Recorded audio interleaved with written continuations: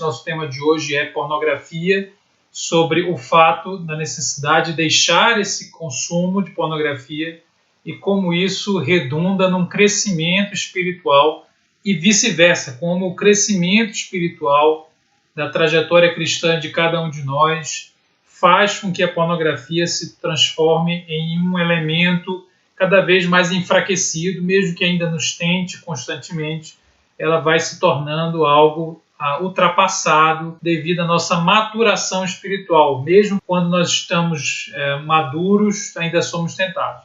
Eu queria começar a falar exatamente sobre isso.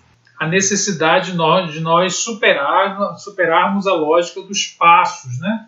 Das faces das fórmulas. Não há fórmula, não há estratégia infalível baseado em uma tabela de comportamentos morais para que a pornografia seja superada, bem como qualquer outro tipo de crescimento espiritual significativo nas nossas vidas. Então, o primeiro passo é abandonar os passos. O segundo passo é não focar apenas no comportamento. Eu tenho dito isso em várias lives, quase todas as lives que eu tenho feito, que é base da nossa abordagem, né?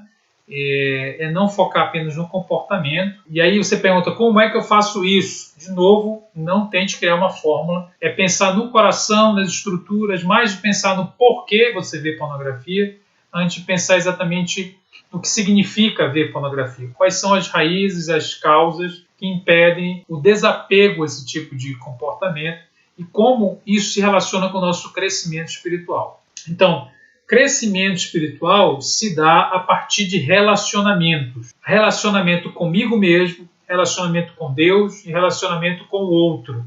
Então, basicamente, o crescimento espiritual se dá a partir do relacionamento que eu travo com Deus, comigo mesmo e com o outro.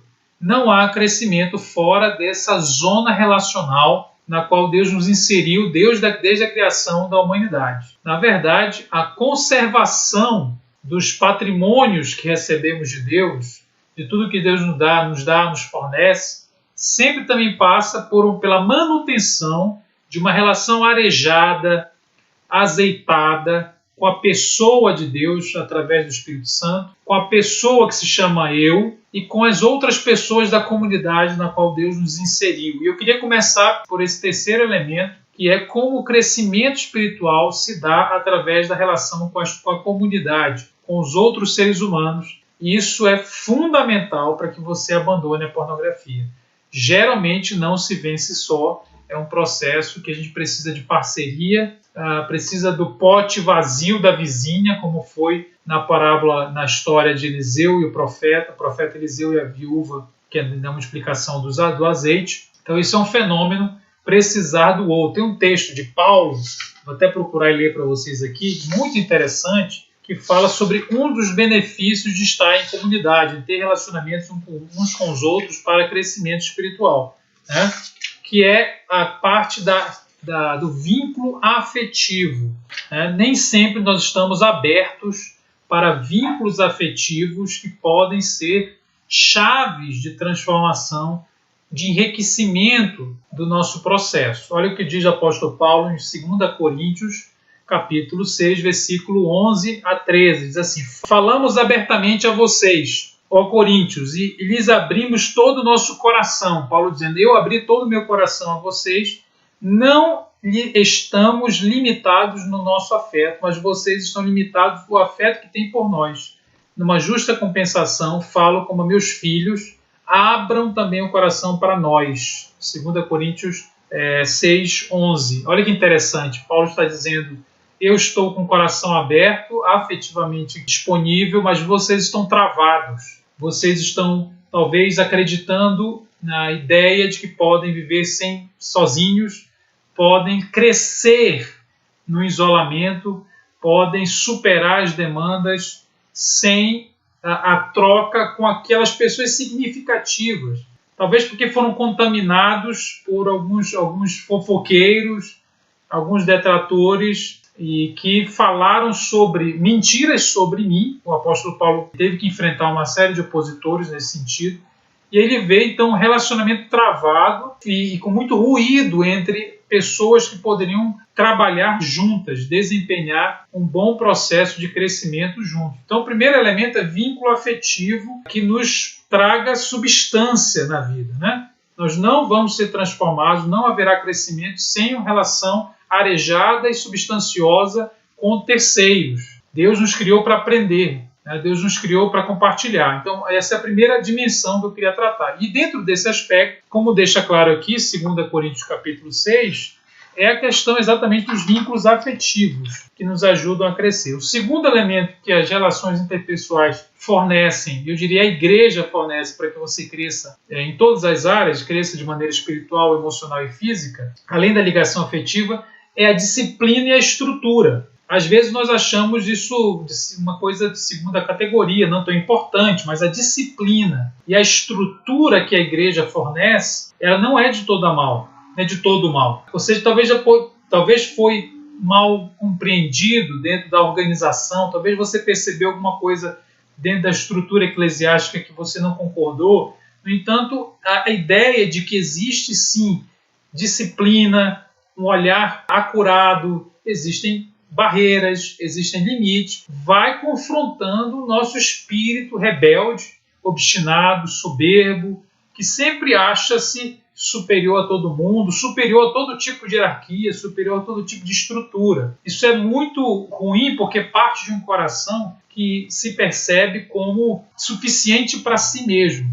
Ninguém se construiu sem chocar-se e até questionar, mesmo para reformar as estruturas, mesmo para saber bem aplicar as disciplinas dentro da comunidade cristã, eu preciso entrar em contato com elas. Isso não substitui a organicidade da relação com Deus, isso não é o elemento basilar, não é o alicerce último das nossas relações espirituais, mas as estruturas e as disciplinas vinculadas aos outros, que a gente começa a ter que prestar contas, a ter que encarar o olhar alheio, né? E falar sobre segredos, e sim se submeter àquilo que às vezes é difícil submeter. Isso tudo faz parte do processo de crescimento e é fornecido pelos outros. Então, a ligação afetiva, a ideia de que existe uma estrutura, a família é uma estrutura. Ninguém cresce saudavelmente sem encontrar uma estrutura familiar. Então, eu estou usando estrutura aqui nesse sentido, de que o que eu faço repercute em outras pessoas, eu entro para um sistema e esse sistema me fornece feedbacks,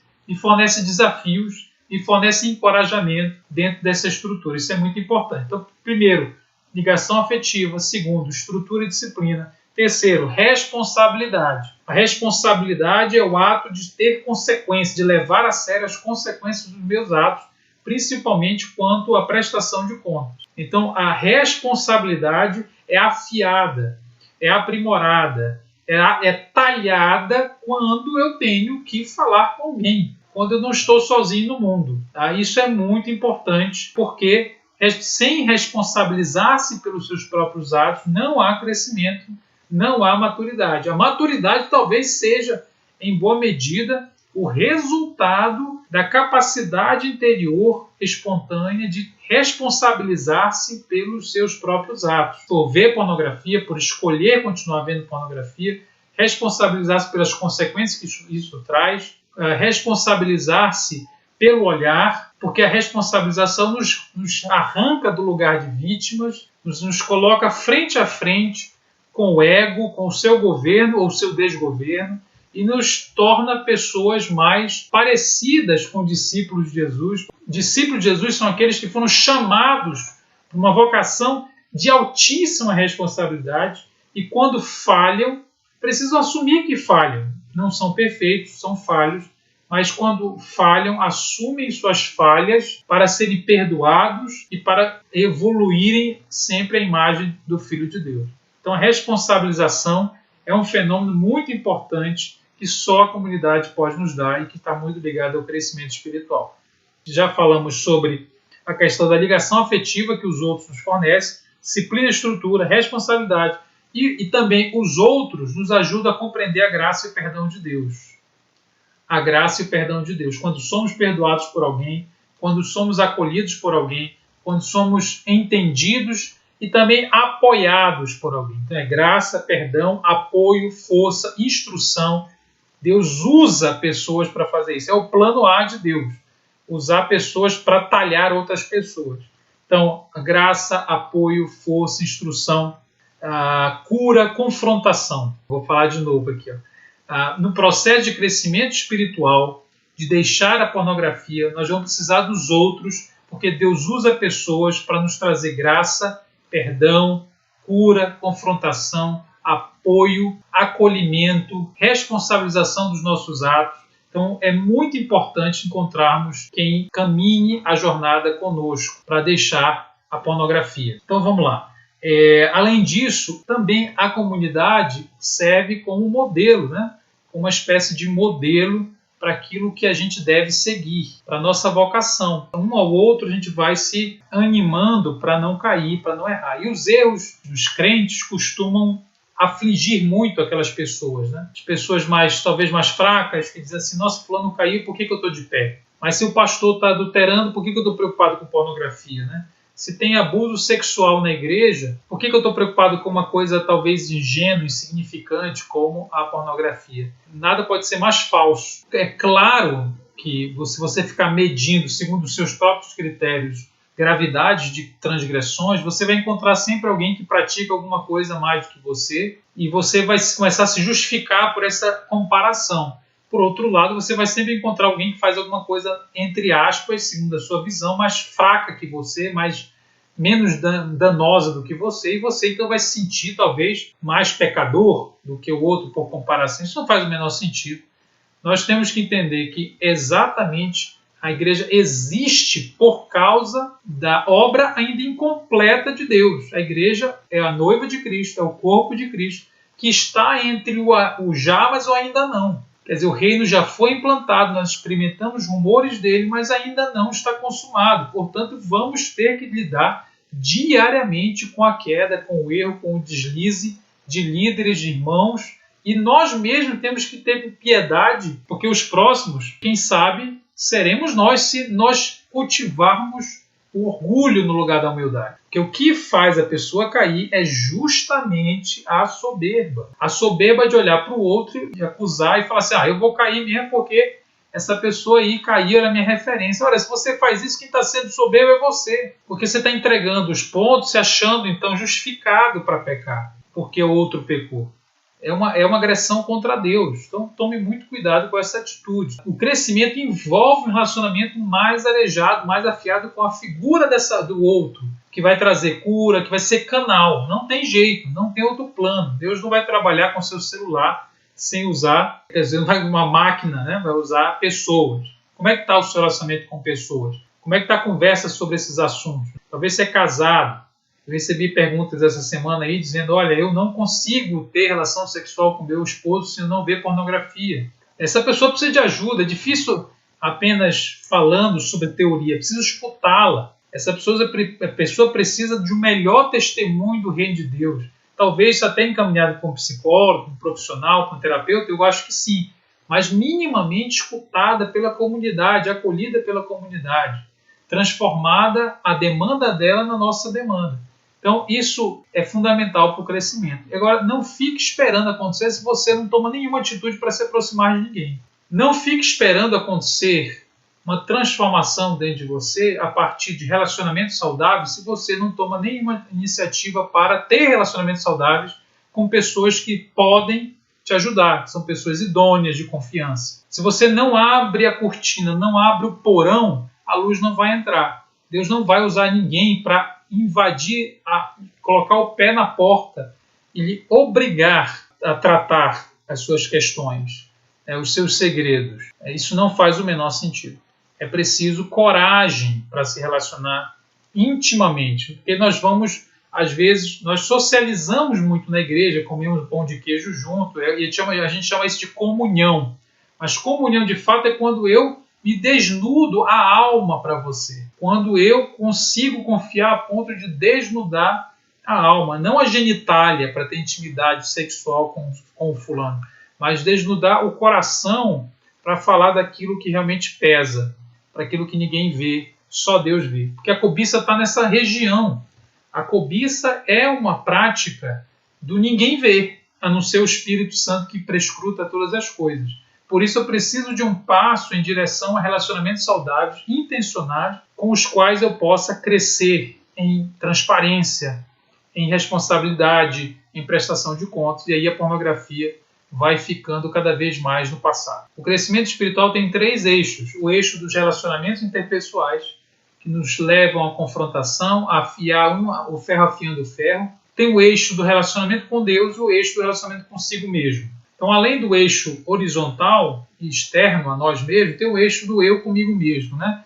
Esse parece ser o queridinho hoje das teorias assim, psicológicas, das abordagens mais voltadas para uma pegada humanista do problema, que coloca no ser humano as respostas que ele precisa. Ele precisa olhar para a sua consciência, fazer as pazes consigo mesmo, descobrir as suas potencialidades interiores e as suas maravilhas internas para então abandonar determinado comportamento ou vício. Eu questiono bastante essa abordagem.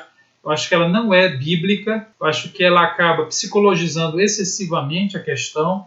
Você para de falar no que você escolhe fazer, e para de falar nos motivos pelo que te levam a fazer algo errado, porque o que define o que está errado não é se eu gosto, não é se eu amo, não é se eu fico feliz com aquilo, não é se eu melhorei o meu ânimo ou o meu sexo marital. O que define o que está errado é objetivamente a palavra de Deus, que não foi escrita pelo ego, que não é posse do eu e que o confronta para que ele seja destronado.